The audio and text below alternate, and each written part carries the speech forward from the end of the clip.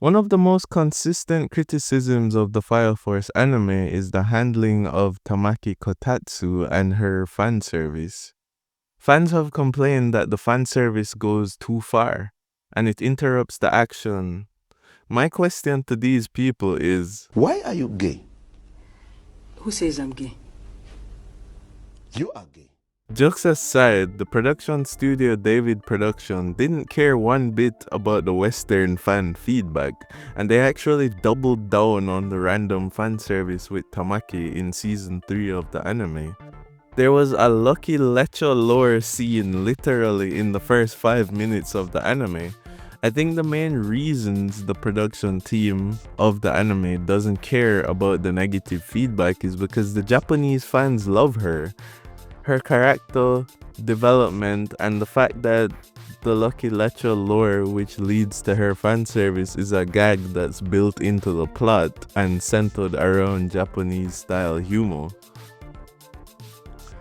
Tamaki is a third generation fire soldier and a member of the 8th division of the Fire Force. In the shonen world, Tamaki is actually a capable fighter. As a third generation pyrokinetic, she is immune to most fire damage. Her ignition ability Nekomato increases her agility significantly, allowing her to run on all fours and in many ways imitate a cat during combat.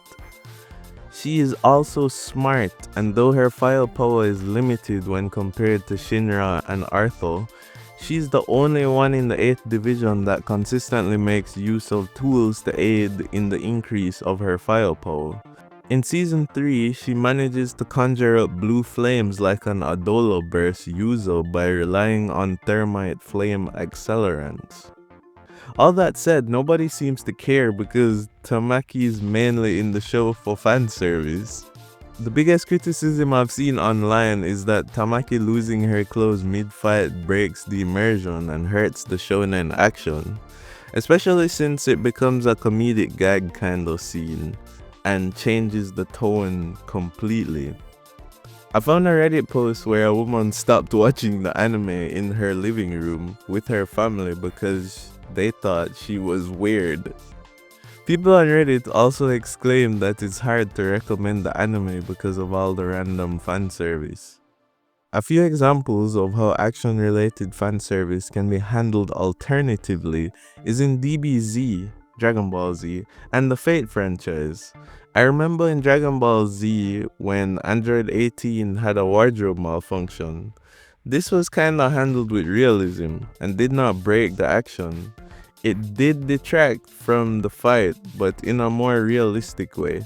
Also, watching Medusa fight in Fate Heaven's Feel movies was kinda similar, if you know what I mean. Like, if you wanted to watch with one hand, that was your choice, but they didn't force you to focus on it. For me, Tamaki's brand of fanservice is neither here nor there. I'm not of the opinion that it hurts the show. I also do think it could have done without it. Tamaki still receives decent character development and story across all 3 seasons, and arguably had the best fight in the first part of season 3. If anything, her Lucky Lecho lore ensures that viewers of the show remember her. That's all for now. Thanks for watching. See you next time.